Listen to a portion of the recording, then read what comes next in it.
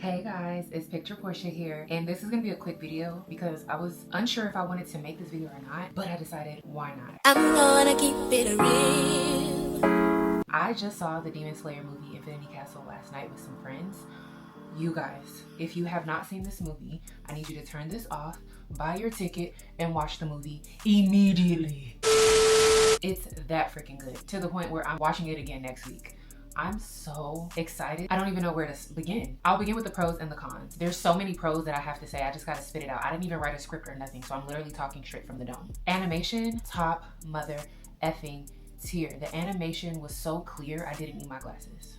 Fun fact, I wear glasses. I didn't need my glasses for the movie. The animation was so clear, I was afraid to blink. Like, I didn't even want to blink. That's how amazing and fast and colorful and just beautiful the animation was, you guys. Second, the sound. I haven't really heard a lot of people talk about the sound quality. Maybe it was the movie theater I was at, but the sound, the guitar ding, I literally shivered every time I heard it. Every time I heard the guitar ding, I shivered in the movie theater. I was so shook. Guys, like, I want to learn how to draw just because of that movie. It was so freaking good. Another pro, I loved how long it is. I saw a couple of TikToks of people complaining about how long the movie was.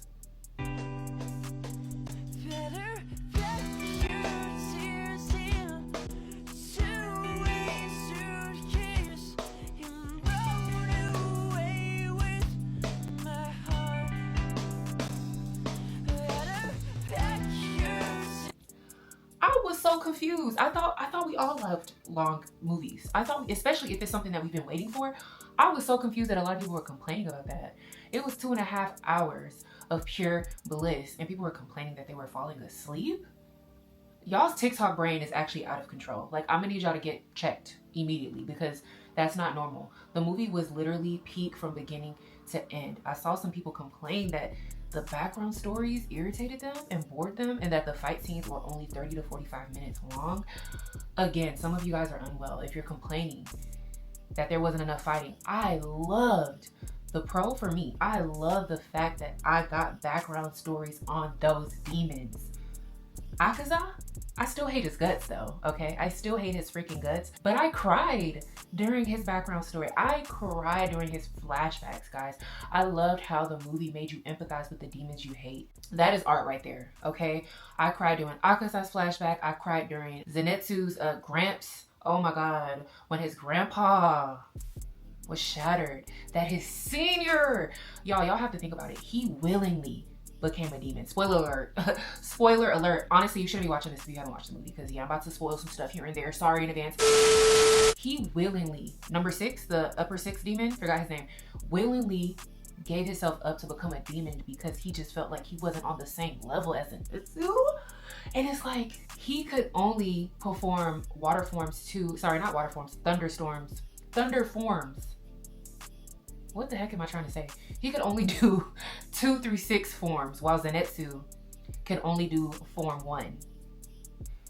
I feel like anyone in their right mind would be like, bro, we would eat together. We would conquer together.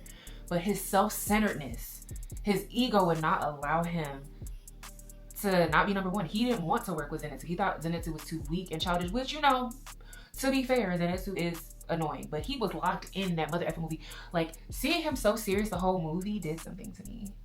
Like, I have been begging for the seriousness of Zenitsu all freaking since Demon Slayer came out, and seeing that he was locked in from the beginning, A1. Anyways, he willingly gave himself up to become a demon. Like, that Gramps passing away, like, I'm fighting back tears now. That moved me. Then Akaza's story. Let me go back to Akaza. His wife. Oh my God, his whole background story, him being poor, not having enough money to help his sick father, and that was why he was a thief, from his father committing the S word, and then from there, he met his wife and his future father-in-law and how they fell in love, but then they passed away, and then, oh my gosh, like, y'all, it was so deep. The part where Akaza committed the S word to himself was when he realized, he was the weak one. Remember, earlier in the movie, Tanjiro was like, oh, I forgot what Tanjiro said, but he said something about you hate humans, you know, heartless. And he was like, no, I hate weaklings. I hate weak people like you. And when he realized that he was actually the weak one, he couldn't save his dad. He couldn't save his father-in-law. He couldn't save his wife. And then he couldn't save himself from becoming a demon. That anger and that need for power, he didn't even know where it came from, because, you know, as a demon, they tend to forget their memories. Although the upper 2 demon, why did he remember? Actually, I do have a question. Why did he remember all his memories? Because he remembered how his village worshipped him like a god and how dumb he thought they were, but like still had empathy towards them because it was grown men telling him like everything that was happening in their lives, tragic things that was happening in their lives. How do you remember that? Now that I think about it, yeah, how come he had his memories and Akaza didn't? Or maybe I missed something. That's why I'm watching it again. And then Akaza hating Tanjiro because he didn't realize that Tanjiro reminded him of his past. Guys. 10, honestly, like, the only reason why I'm not giving it a 10 out of 10 is because I gotta wait freaking 2 years for the next movie. Honestly, like, I'm actually getting tired of these long waits. I know some people said they appreciate it. I don't. I need it now. I need it ASAPity, actually. Like, if it was next year, I would have been like, dang, next year. But 2 years? Each movie is coming out every 2 years. That's crazy to me. And that's one of the reasons why I stopped watching Attack on Titan, even though it's done now. But like, I don't like the long waits, and I hate feeling like a show is dragging it. This is my con, by the way. I hate feeling like a show is dragging it. You mean to tell me they didn't finish drawing? They didn't finish animating back there? I know y'all got the movie. But don't tell nobody else, okay? But like, I can watch the movie, show me.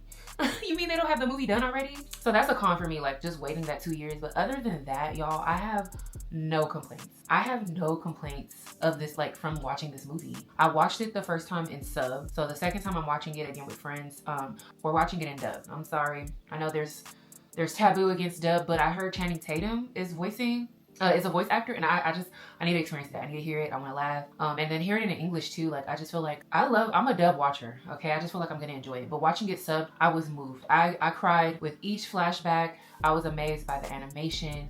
I mean, there were some funny moments to me where I chuckled and laughed a bit.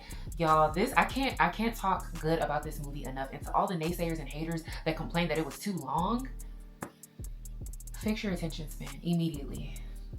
That's all I have to say, guys. Let's respectfully talk about the movie in the comments. Respectfully, okay? Respectfully. All right, y'all. I might. If I watch it again and I pick up a few things, a little nuggets here and there, I might make a quick video like this one. We'll see. I will talk to y'all later. I know I said that like a minute ago, but I'll talk to y'all later again this time. All right, toodles. Bye. If you don't speak Japanese, you probably missed out on one of the best parts of Akaza's character. After turning Rengoku into a donut, Akaza became one of the most hated villains in all of anime. Except he's not really a villain. Akaza's the best boy. You may have noticed that his compass needle resembles a snowflake, which is reminiscent of Koyuki's hairpin.